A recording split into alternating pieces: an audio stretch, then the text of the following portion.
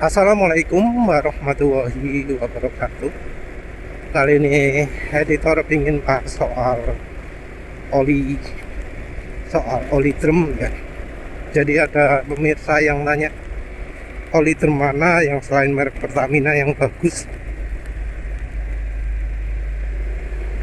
eh Kalau selain Pertamina itu mereknya itu ono Global Petro Amerika, ono Delta Loop, ono Win juga ada tapi jarang. Kalau di sini ya Euro One, Audi Loop, yang buatan LP Petro, oli Eni gitu ya. Biasanya oli-oli drum ini adalah oli yang ditujukan untuk mesin diesel atau ya truk.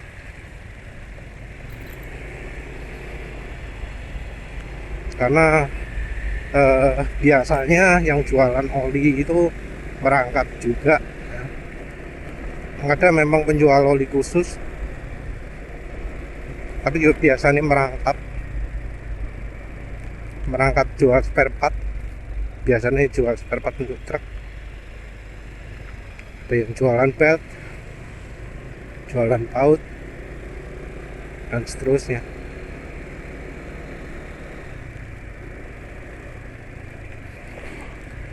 Karena untuk diesel biasanya kekentalannya adalah 15W40, 20W50, atau SI40. 10W40 mungkin ada tapi jarang. Ono enggak sih, selama ini belum pernah nemu ya. Seringnya ya 15W40, SI40, 20W50, atau 15W50.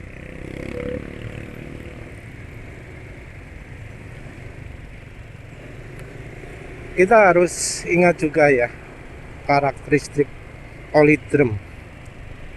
Karena drum itu dimensinya cukup besar dan berat, maka drum itu posisinya tidak dipindah-pindah. Ada yang ditaruh di atas rak atau di atas tempat khusus gitu ya, taruh di atas. Beberapa ditaruh di lantai ya. Kalau yang di rak atau di tempat agak ke atas gitu biasanya dikasih keran, sehingga nanti kalau ambil olinya tinggal buka kerannya saja. Kalau ditaruh di lantai pakai alat penyedot yang biasanya manual, diputar pakai tangan. Keran atau posisi sedotan tersebut, posisi pompa tersebut jadi ajang udara masuk ke tangki. Nah, udara fresh ini jadi sumber dari oksidasi olinya. Karena itu oli drum itu cenderung lebih teroksidasi. Jadi warnanya biasanya udah gelap. Kaleng sendiri ya nggak betul-betul padat ya. Jangankan yang kaleng besar, kaleng kecil pun nggak padat. Jadi yang kaleng yang posisi karatnya sedikit sekalipun kondisi olinya nggak terlalu bagus. Bisa jadi juga karat itu muncul karena olinya sudah teroksidasi. Tapi tentu kaleng kecil ya, yang 1 literan itu, kalau karatnya sudah banyak, olinya biasanya sudah hampir nggak layak pakai kan, rugi beli. Oli drum sendiri ya tentu umurnya biasanya lama ya, jarang ada yang misalnya umur cuma 1 tahun, 2 tahun, 3 tahun. Mungkin umurnya 5 tahun lebih. Oleh karena itu kondisi olinya ya sudah lebih teroksidasi. Jadi kalau beli oli drum ya siap-siap kondisinya lebih buruk daripada oli botolan. Oli drum itu biasanya kondisinya mirip dengan oli yang nggak ada segelnya. Jadi beberapa oli zaman dulu yang impor itu nggak ada segelnya, ditutupnya, nggak ada seal. Jadi nggak ada lapisan plastik di kemasan botolnya. Jadi begitu tutupnya dibuka langsung kelihatan olinya. Nah kondisinya biasanya seperti itu. Warnanya ya tentu kalau dilihat di gelas itu ya coklat. Kalau oli baru kan kuning. Tentu kalau olinya aslinya warnanya gelap seperti merah atau hijau gitu, merahnya coklatnya nggak kelihatan, mungkin jadi merahnya lebih berkurang, merahnya berkurang, coklatnya makin bertambah. Jadi pewarna oli itu sepertinya bakal berkurang ya kemampuan mewarnainya kalau sudah teroksidasi. Jadi oli merah berkurang merahnya. Kondisi oksidasi ini tentu ada efeknya ke sifat olinya juga ya. Karena oli kalau sudah teroksidasi ya sudah berkurang kemampuan olinya. Ini kita masih ngomong base oil.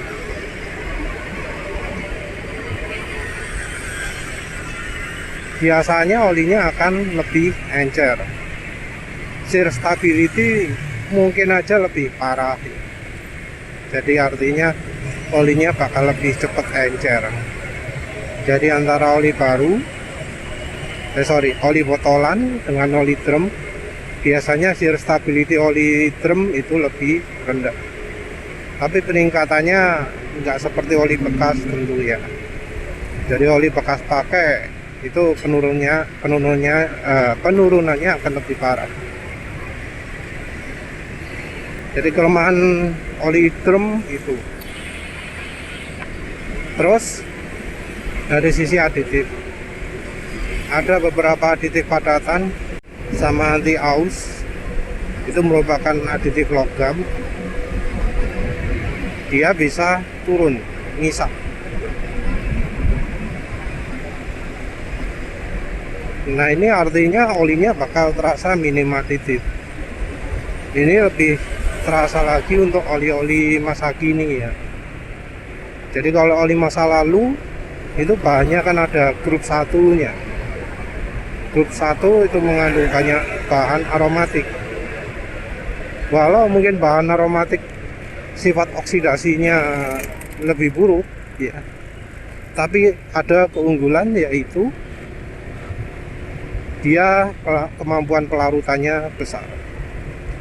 Kemampuan pelarutan selama ini Benur ceritakan gunanya adalah untuk menghilangkan sludge dan varnish pada mesin. Tapi ya sebenarnya nggak itu aja ya.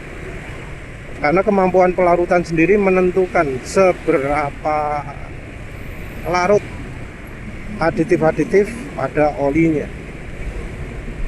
Kalau kemampuan pelarutannya rendah, aditif itu jadi akan lebih mudah mengendap, misal. Karena oli-oli baru itu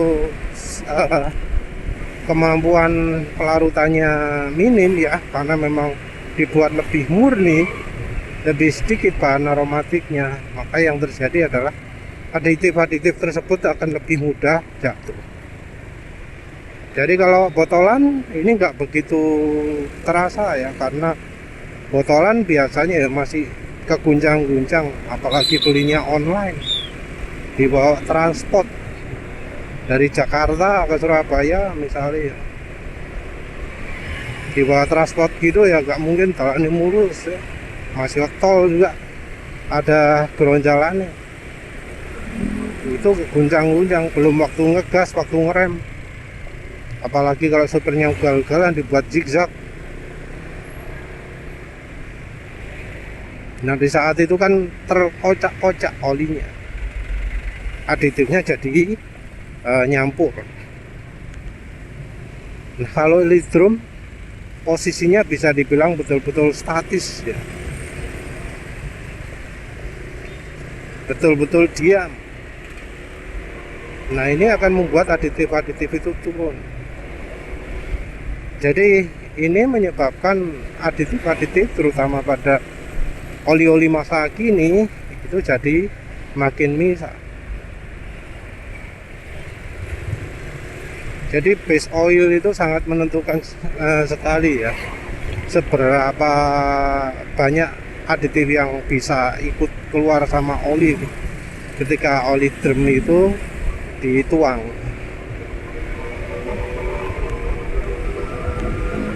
Nah, jadi ada dua itu ya, dari sisi base oil kena oksidasi, dari sisi aditif ya kemungkinan besar berkurang, apalagi oli-oli modern. Penulis sendiri kebanyakan beli oli drum ya, selain Pertamina itu online, karena beli oli Vega, oli apalagi sekarang juga di rumah ada oli drum lagi merek apa ya, Star atau apa lali ya. Mungkin habis ini ya ini coba.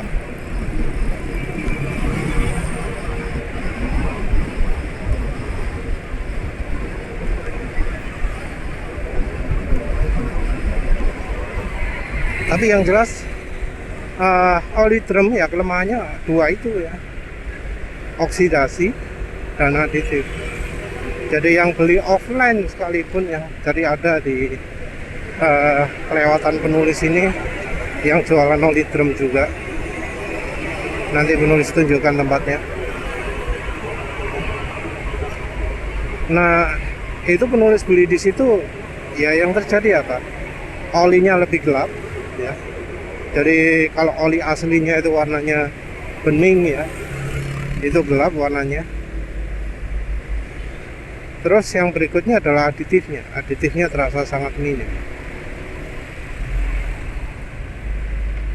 Oh ya, ada satu lagi ya efek ya. Untuk oli yang viscosity index improvernya banyak, maka oli drum itu bisa untung, bisa rugi. Jadi kalau oli drumnya masih baru, maka kita akan dapat banyak aditif viscosity index improver di oli yang kita beli. Karena apa? Karena kalau nggak salah aditif viscosity index improver itu akan mengendap di bawah ya, posisinya lebih berat barangkali. Mengendap apa mengembang ya, bulat di laris. Karena sifatnya pengental, kalau nggak salah itu dia akan ngendon di bawah.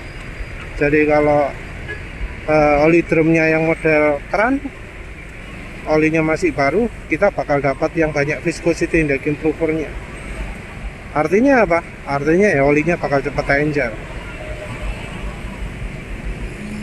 Sementara itu yang lama nggak banyak viscosity index improvernya, jadi ya olinya bisa lebih tahan dipakai RPM tinggi.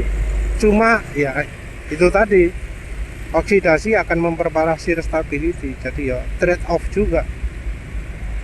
Kalau yang baru dapat yang kebanyakan viscosity index improvernya, kalau yang terlalu lama juga olinya sudah teroksidasi. Tapi ya sebenarnya ya, kalau secara keseluruhan, kalau yang bukan Pertamina, kelemahan utama adalah aditif. Jadi oli drum itu kalau yang selain Pertamina, mungkin dari base oilnya cukupan lumayan lah ya. Tapi dari aditifnya terutama yang perlu diperhatikan. Jadi kita harus nambah aditif dulu. Aditifnya adalah yang jenisnya anti aus. Ya contohnya ya oli samping lah, Evolve 2D kasarannya, yang botol hijau. Jadi kalau beli oli drum, rekomendasi penulis ya campuri Evolve 2D. Sementara itu oli drum Pertamina yang terutama yang lama-lama Mediterranean X, Mesran 40 atau B40, itu ada bahan mineralnya, jadi aditifnya masih ada yang katutan lah ya, nggak semua aditif mengendap. Jadi kalau beli oli kedua itu aditifnya masih akan lebih banyak daripada kalau beli oli drum selain Pertamina. Ya wes lah, itu saja. Terima kasih sudah menonton. Assalamualaikum warahmatullahi wabarakatuh.